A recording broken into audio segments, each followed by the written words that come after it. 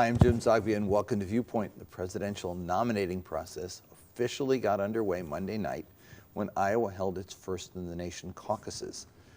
99 counties across the state, thousands of precincts, and literally hundreds of thousands of folks turned out. There were some surprises. There were some upsets. 2 candidates ended their campaigns, now 3, I think. And one contest was so close that some delegates had to be awarded based on a coin flip.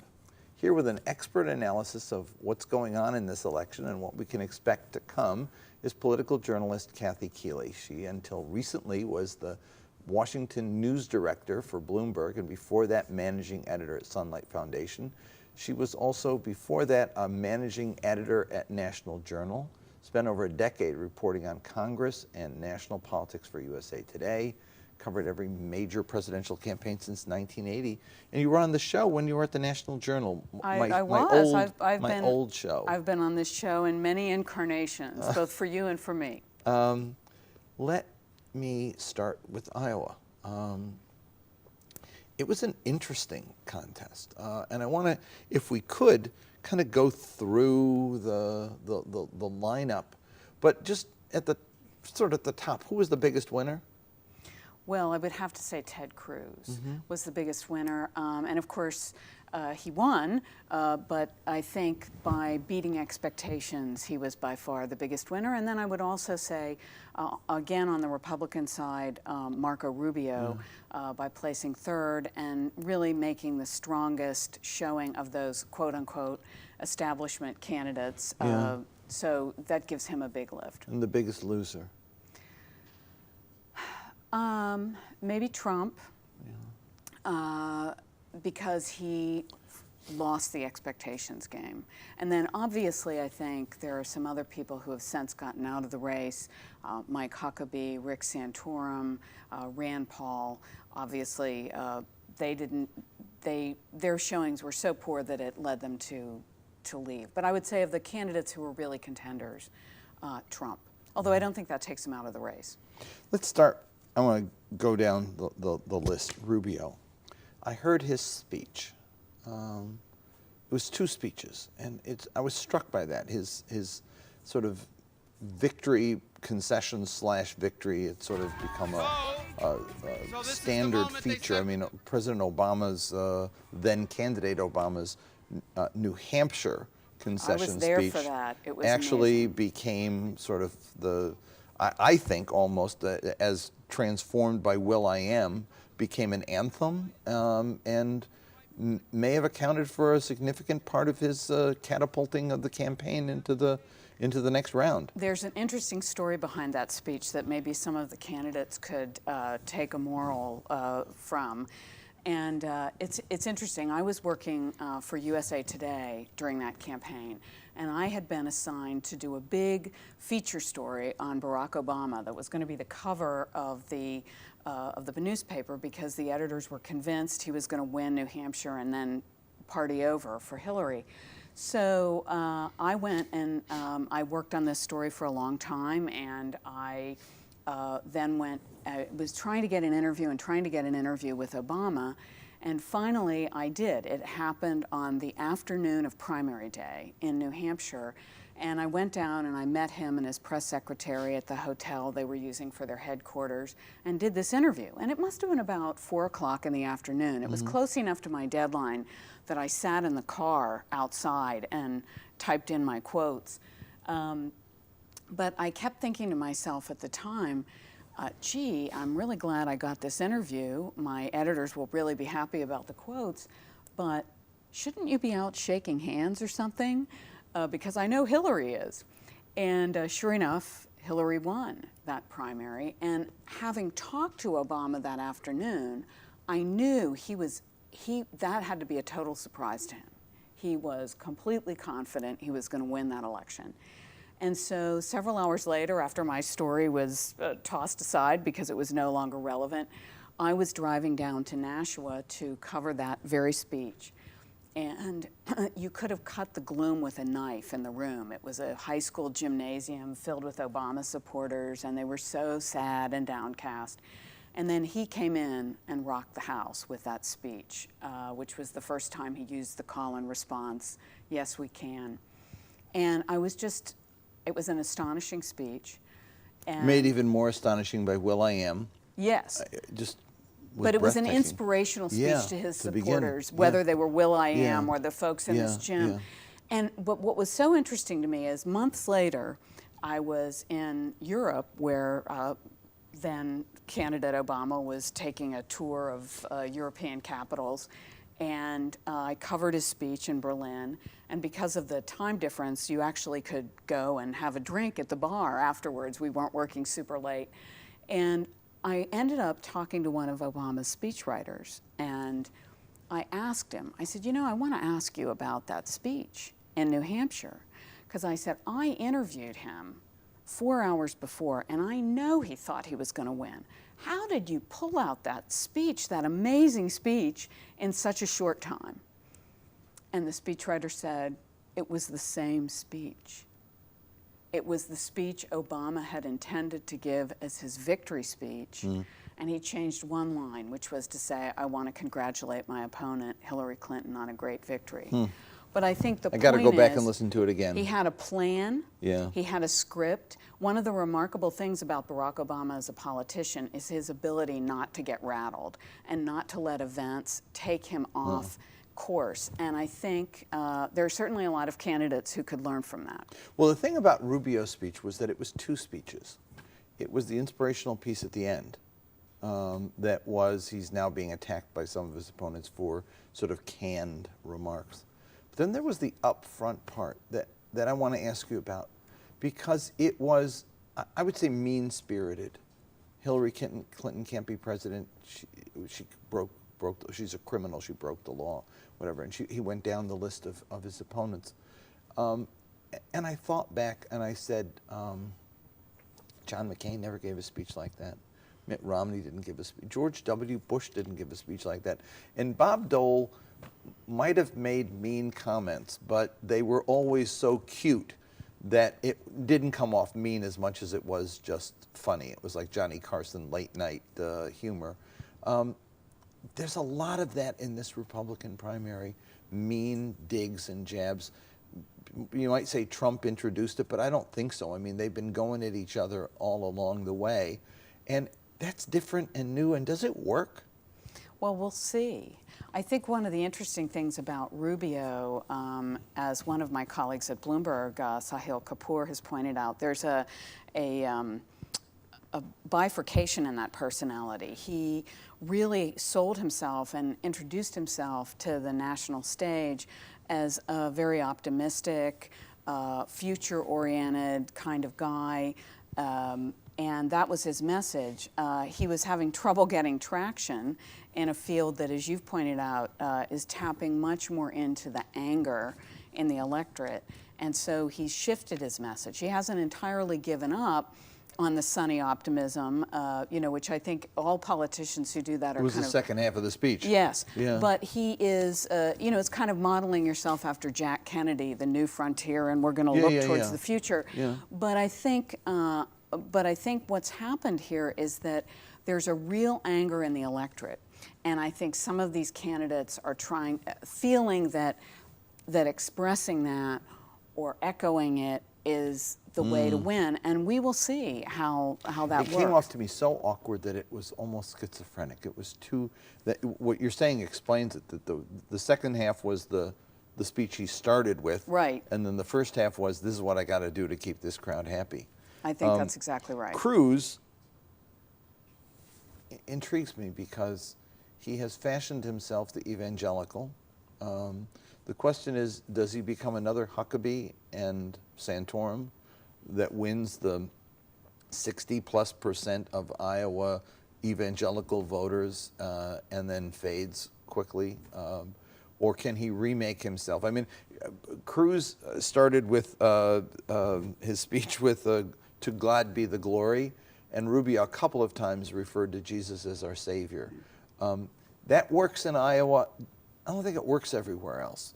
Tell me a little about how Cruzz goes to New Hampshire and beyond. Well, I think Cruzz New Hampshire is not going to be Cruz's state. So he's there, but I think that the interesting thing will be to watch how he does in South Carolina and beyond.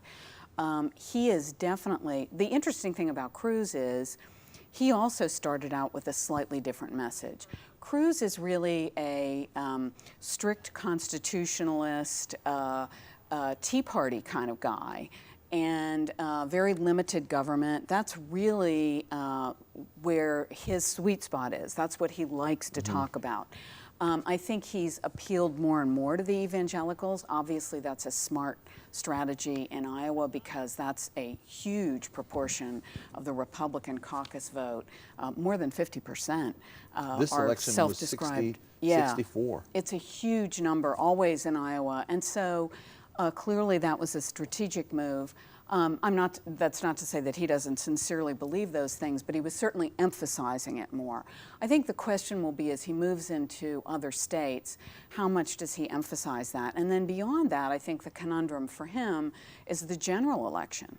How do you, with a message like that, which may be quite successful with Republican primary and caucus voters, how do you succeed in the general where you have to appeal to a more centrist vote? Trump. The interesting thing about Donald Trump is that from the very beginning, he was counted out, and after every flub that he'd make at a debate or some comment that was just outrageous, that the undoing of Donald Trump, it wasn't Trump that was underestimated. It was the electorate that wanted to hear what Donald Trump said. And almost like the superhero Sandman, the more that they punched him, the stronger he got. But can he sustain a loss and another loss if he loses New Hampshire? I mean, if this catapults others into the forefront. I mean, how strong is that support among an electorate that wants somebody who strikes out in anger if he doesn't win with it? And can others absorb that anger and become victorious? Well, those are all really good questions. I think, in a way, Trump kind of beat himself in Iowa by making himself and others believe he could win it. I think that was always going to be a tough state for him because when you go to put money, when they pass the communion plate, and you go to put money on the plate, it doesn't quite work as a good evangelical, right? Yeah, well, and so I think, but even that, I think people were willing to, I think the thing about Trump that for his supporters, he can break rules because he's so outrageous. I mean, I remember when I was in Texas working for the Houston Post, and Charlie Wilson, who represented this Bible Belt district, kept getting reelected over and over again, even though he had a new girlfriend every week and led this totally outrageous lifestyle. But he provided good constituent service, and we always used to joke, but I think it was in some ways true, that Charlie's constituents got to live vicariously through him. And there's some sense of that, I think, with Trump. People, he's tapping into this anger.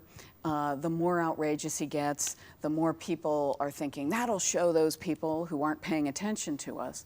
And so I think he can continue to defy the rules. And I think the reason, again, he kind of, he made his own bet in Iowa by suggesting he could win. He made a good try. But really, the fact that he didn't win Iowa isn't surprising. It looks like he will win in New Hampshire. And then the question is, can he sustain that? Yeah. And then I think for the Republican Party, and this is why people are so concerned, is could he really win a general election? 1/5 of Republicans say they won't vote for Donald Trump if he's the nominee, and 1/5 of Republicans say they won't vote for anybody but Donald Trump. Yeah. He has created a problem for the party, no doubt. Let's go to the Democratic side. Bernie Sanders was down 40 points about 3 months ago in Iowa. He ties. It is a tie. I mean, yeah, sure, she got 4 more delegates out of 1,000 plus, but 6 of those were decided by a coin toss. And Chuck Todd said the other day that it's the odds of winning 6 coin tosses in a row are 1 out of 64,000. That's pretty good odds. I'd check the coin out if I were Bernie, but in any case, it was a tie. Does Bernie lose Iowa? Did he lose Iowa? Did he have to win? You know, I mean, how she's playing it as a win, and I'm not quite sure it's a win. No, I think that's a win for Bernie because he certainly beat expectations in Iowa, and as you pointed out, he came from nowhere. I think again, the question though is Iowa and New Hampshire are quirky states, and in New Hampshire he's got a built-in advantage by being a neighbor and somebody who's very well known in the state.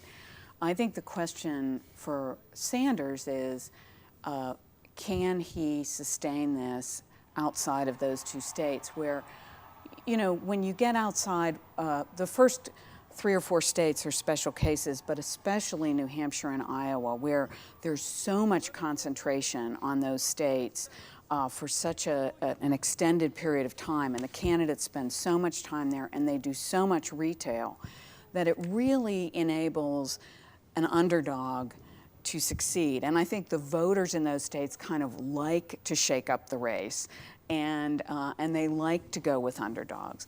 But once you get past, certainly South Carolina and Nevada, but even once you leave New Hampshire, it becomes a very different campaign.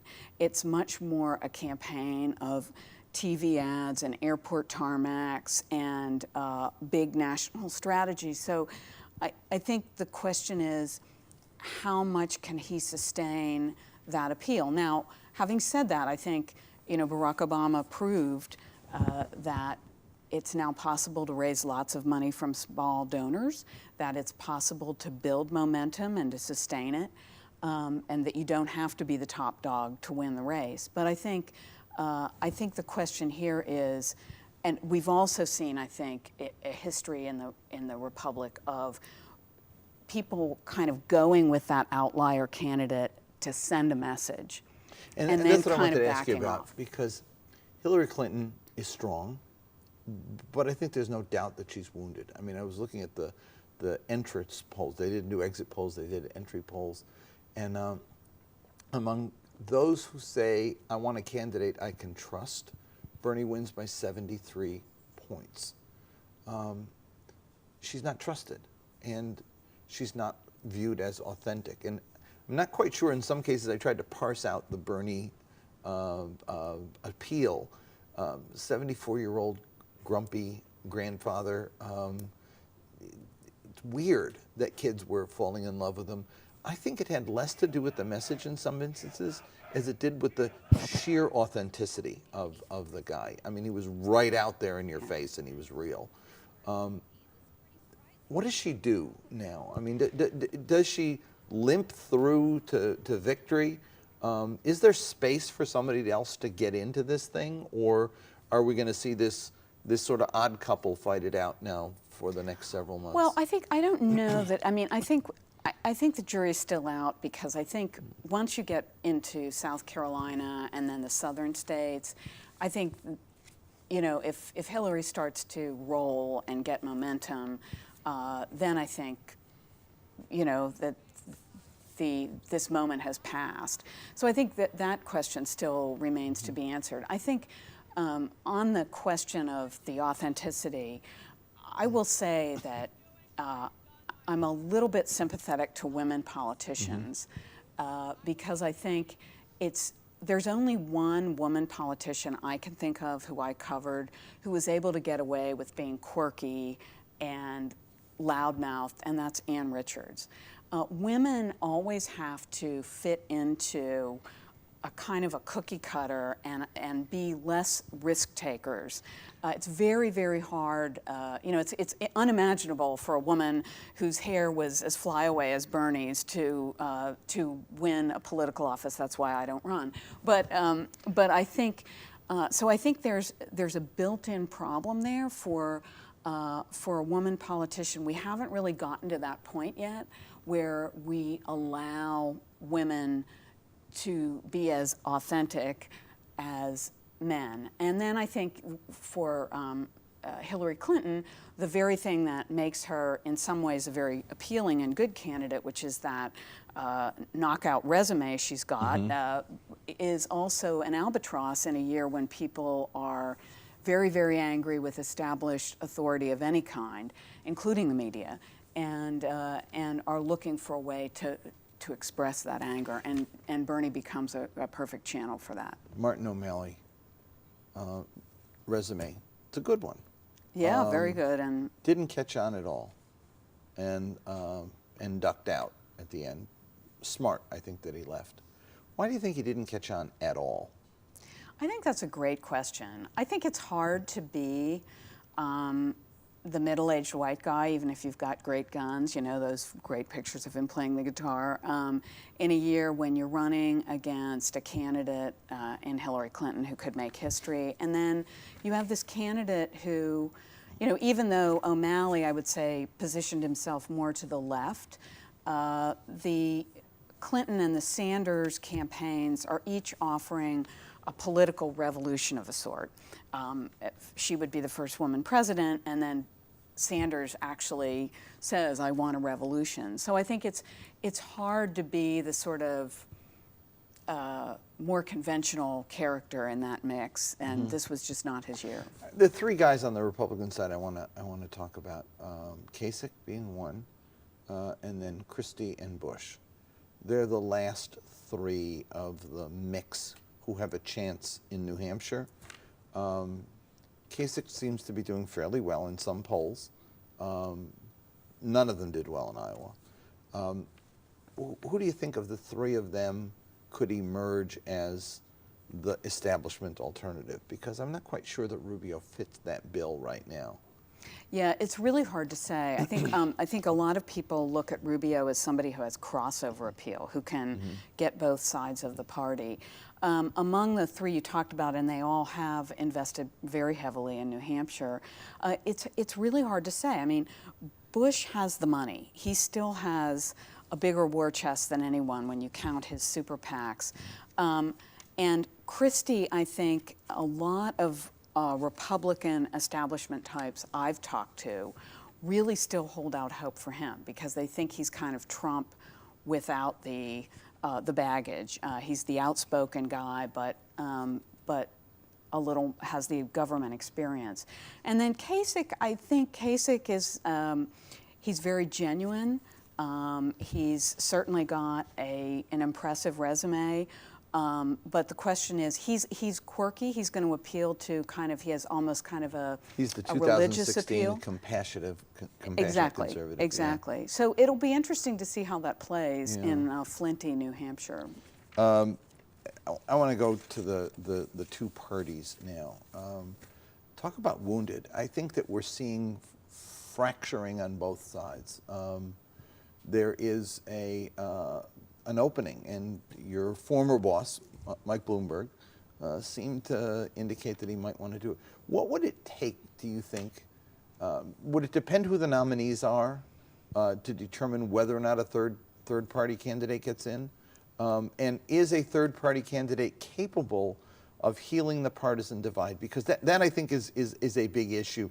Anyone who's in the field right now, whether it's Bernie or Hillary or Marco Rubio or the Donald or Cruz, would only exacerbate the partisan divide. I mean, I think that's very clear. And they could win, and their parties would be happy with a win, but nothing more is going to get done in the next 4 years than was done in the last 8. And so that's the question I have. Could somebody outside come in and heal it, or would they be a perpetual outsider? I don't know. I think the question is, are we seeing the end of one or both of the parties as we know them? My brother says America needs a third party, a Republican Party. Yeah, or you've almost got a split in the Republican Party, and to some extent, too, in the Democratic Party, between the governing and wings of the party, the people who believe that there's still a reason to act practically and try to get a compromise, and then the people who are just blow the whole thing up. And so I really wonder if, I started to think about, and I would talk about this with other people in the newsroom, that if you had Donald Trump and Ted Cruz at the head of the Republican ticket, could you see something like what happened in France, where the right and the left came together to block Le Pen and see it like a Joe Biden, Nikki Haley ticket or something like that? I mean, it's far-fetched, but I do wonder if we're getting to the point where the parties have existed so long in their current configuration, the ideologies they represent are kind of creaky, post-World War II. They kind of fit a post-World War II world that doesn't exist anymore. So I think the bigger question, I don't know whether the United States will ever have a multiplicity of parties, but could the two-party system that we have, could those two parties kind of rebrand themselves, or one be replaced by something different? You know, we didn't always have Republicans and Democrats. So I just wonder if we're at that point in our politics, and I think that's one of the things that I'm going to be watching as the year unfolds. I think it's possible. And going back to the partisan divide, the bickering in Washington, at the end of the day, that seems to me to be the determinant almost as to how this election comes out. Is there anyone in the mix who can make a difference in Washington, or do we simply get, and I said last 8 years, actually it's been much longer than that. It goes back to the Gingrich era. It's really, it's something that's been long in the making. I think what it's going to take to change that is a greater involvement by citizens. There's been a lot written about how gerrymandering contributes to this, how our fundraising system contributes to the polarization. There's a lot of things going here, but the biggest thing is people not voting. Not voting for Congress, not voting in the primaries. People seem to think, you know, I teach college students, and, you know, I asked a bunch of them after the first Obama election, it was 2010, and I said, well, how many of you have gotten your absentee ballots for your local congressional elections? None of them. How many of you voted in the presidential election? All of them. And, you know, voting for president isn't enough. I mean, just ask anybody who's ever been president how hard it is to get anything done. And by the way, that's the way it's supposed to be in our system, checks and balances.